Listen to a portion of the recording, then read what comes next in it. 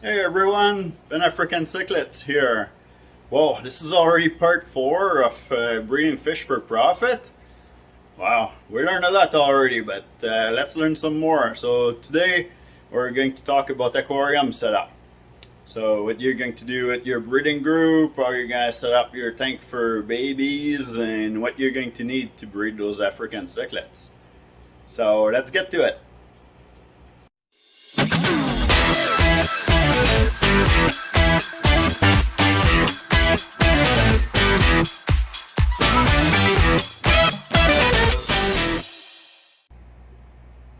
All right, so the first thing to think about in your aquarium setup is going to be the tank for your breeding group. So, depending which breeding group you're choosing, which species, and how much space you have, of course, the bigger the tank, the better for the breeding group. But you can get away with smaller tank and breed more species in your house or wherever you're setting up. So if you choose the smaller species of African cichlids that are breeding pair, you can get away lots of time with 20 gallon. But of course, like 3 foot tank would be better, like 30 something gallon, or a 40 gallon breeder, which is 3 feet wide per 18-inch deep. So 36 by 18, which you give lots of surface area. Set that up with a couple rocks, and then you'll be fine. So now, if you're going to do breeding groups, so there's the small species like the shell dwellers, which those can go on like 10 to 20 gallon, and that will be good enough with lots of shelf to be able to breed and have a constant flow of baby coming. Of course, you give them more space and they'll multiply even faster, right? So those shell dweller species, they just get like 1 to 2 inch max, so that's why they can get away with a small tank. The other breeding group, like peacocks and Mbuna, those get like anywhere from 4 to 8 inch. So you'll want a bigger tank for those, and depending how aggressive they are too. But most of your Mbuna and peacock will be great in a 40 gallon breeder. Again, 36 wide per 18-inch deep. 55 also work, but the 55 will take more space in your fish room, right? It could be different setup. So, but there's actually more surface area in a 40 gallon breeder. And 40 gallon breeder tank they're not that expensive, so I think you can get those at PetSmart for like $200 or so. Or you can save some money and find a used tank and just reseal it, and then you're good to go. So 40 gallon breeder is your best bet. A little bit bigger, well, that just gives you more taller. That's a 50 gallon. This one here. But if you're going to get like bigger fish, like those ACI there that grow up to 8 inch, you want to give them more space. So the minimum I recommend for those is like this tank here. This is like a 65 gallon. And same again, it's 3 feet by 18-inch deep, which give them lots of room to be able to move around, but also they're not on top of each other because you're giving them a little bit more height too, right?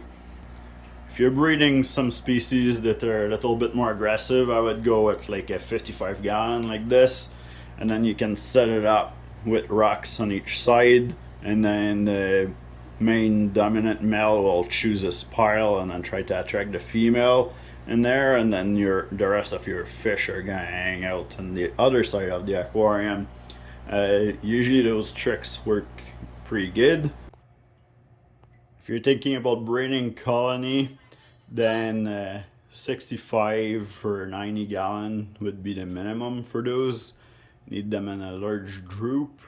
Those are really interactive with each other.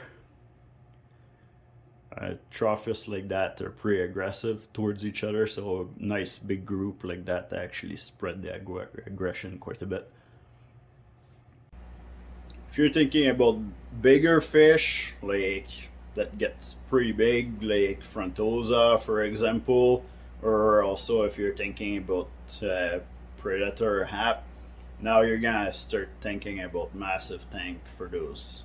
Those should be like 5 to 6 foot long. Uh, so you're going to need lots of room if you're going to breed those. Okay, now that we covered the breeding group tanks or colony or pairs, now what else do we need? So most African cichlids carry the babies in their mouth, not all of them, but lots of them. So if you want to increase production, because you want to do this for profit, right? So you don't want to let them spit out in the tank, because most fish, if there's something small enough that fits in their mouth, they're gonna eat it. So now, even though you had decoration in there, you might have a few survivor, but this is great for if you're just having a tank into your living room for a show tank. Having a couple babies in there is cool. If you're going to do that for profit, then you want to have as many babies as possible. So in order to do that, you're going to need yourself to get yourself a clear container, so you can put water in there in the fish and extract the babies. So you can have the female in there, and then you can extract the babies whenever she's been holding for a week or two. I find that the best is to let them hold for about a week, and then you can strip them after that. I'll post a video at the top somewhere here, link, because I did some video about stripping female before. So Q-tip, toothpick. So a toothpick, and then you're gonna open her mouth, let her spit in this bucket, and then after that you can put her back in the tank, and then you'll use a turkey baster like this just to go and grab all the eggs. Which brings us to our next thing that we need. So the next thing we need is a egg tumbler. Now this one don't have nothing in there. I just put it in here to show you guys. So it's actually not set up properly. This stone here should be as low as you can make it go, and then you'll tumble the eggs in there. So if there's still eggs attached to their belly, this is what you're going to do. You're going to need a egg tumbler, which makes the water flow through this tube here, circulate, lots of oxygen, lots of water flow, which makes it so the babies don't sit just at the bottom, because if they sit at the bottom with the eggs, then they're gonna get fungus and you're gonna lose all of them. So you want to get yourself at least one egg tumbler. If you're gonna breed lots of species, you might as well get at least one per species, just in case, because you never know when they start breeding. Sometimes they breed all at once. So on the cap here, like that old portion here pops out. We usually brings the tube to the top, and then with the turkey baster, then you're gonna pop like all the babies with the eggs into this. Hey, but what about if there's no eggs and they're free swimming already? What do you do with the babies? Don't put them in the egg tumbler, because as soon as they're done absorbing the eggs, then they need to go into a breeder box or a tank, because they need to eat. So that's what you're gonna need, a breeder box like this that can attach inside the tank, and then you'll pop all your free swimming babies in here. I like to start with the breeder box all the time, because it gives them less space, so they're more like they're all close together. When you put the food in there, the food's easy, it's right beside them, they're not looking for food. So we usually keep them in there for about a week or two, for make sure that they're all eating and feeding good. if you're gonna put them in a bigger tank right away, like a 5 gallon or 10 gallons, sometimes there might have some of them that have trouble to find food, so you might lose a few more. Um, it's normal to lose babies, so don't get scared that you lost like two or three. Like, you'll have a batch of 10, 20, 50, depending of the species there. So yeah, don't worry about it. Yeah, it's not. It's the sad part of it, but it's normal. So there's the breeder box like this that attach in the tank. This have like little groove. You let the water in. Uh, they work okay, but my favorite one are those one here. We don't have no babies right now because we all transferred the babies last week into 5 gallon and 10 gallon. So those two here are using that for breeding SS and snail right now. But anyway, that's you can have an idea here how they work. So those one here, they will have like they have an airline with air bubbles going into a tube, which brings some water with it and then throws them into that container. You need to have the container nice and level because there's a spot where it filters the water coming out, and if the water comes too high because the sponge is plugged up, then it'll leak through this groove here inside your tank. So as long as it's level, it's perfect, and then you can feed through here. It gets messy if you feed here. It's better if you just open the lid, but yeah, so there's different size of them. Some of them come with this, like this one here comes with separator. Yeah, this is actually like food for the SS and snail. So we breed SS and snail, but we also breed ransom horn snail to feed to the SS and snail. That's why this is set up like this. And this airline here, that's just for when we bag fish. So I just put it in there, like put a little extra oxygen in there, never hurts. But yeah, so you always have good water flow into those, so they work perfect. They keep the same temperature in the tank mostly. Okay, so we got the breeder group tank.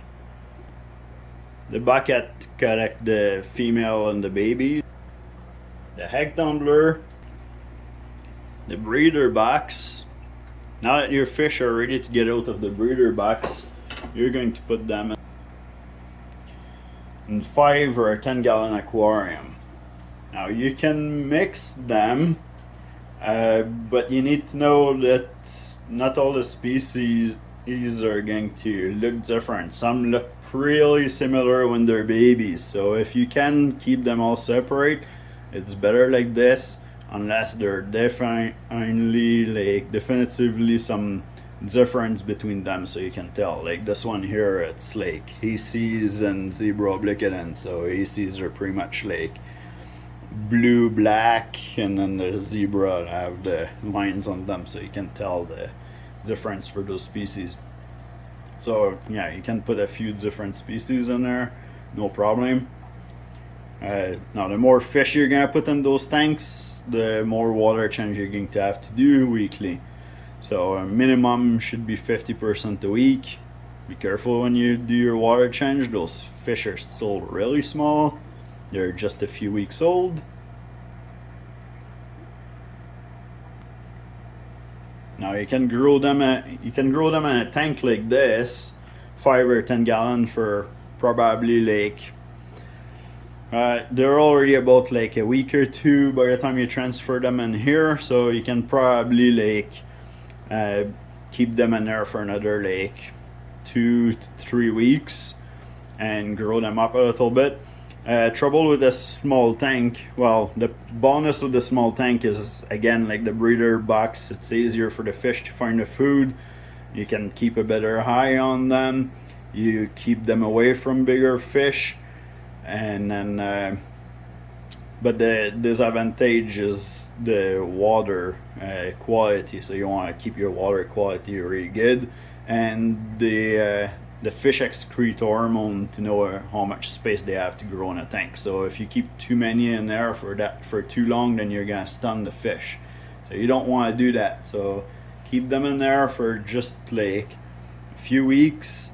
Do lots of water change, and then after that we can transfer them into at least a 20 gallon.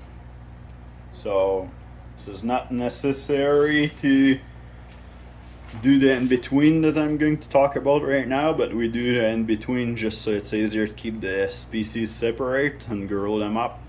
So you have the smaller baby in the 5 and 10 gallon, and we go in 20 gallon, grow them up a little bit more, and then we'll grow them in here until they're about an inch. So after they reach an inch, then you can put them in a bigger tank and grow them up. You don't have to worry about the fish that are like 2 inch, 3 inch. The 1 inch one cannot get eaten by them anymore. As long as you put lots on the same time, then you're going to be okay. Now the bigger the tank, the faster the fish is gonna grow. So, you know, if all you can have is like a 30 something gallon, that's fine. But a 50 gallon like this would be even better. 50 gallon or 55 gallon to grow your babies faster. Usually you'll sell them about like 1 inch, 2 inch, depending what size they need to be to color up too. So customer and fish store usually want to see some colors on your fish before they buy them, right? So at the end of the day, you need about like 3 to 4 tanks per species of fish that you're gonna breed. And yeah, you might be able to, like I said, mix a couple species together if they're really looking different or if they color up early.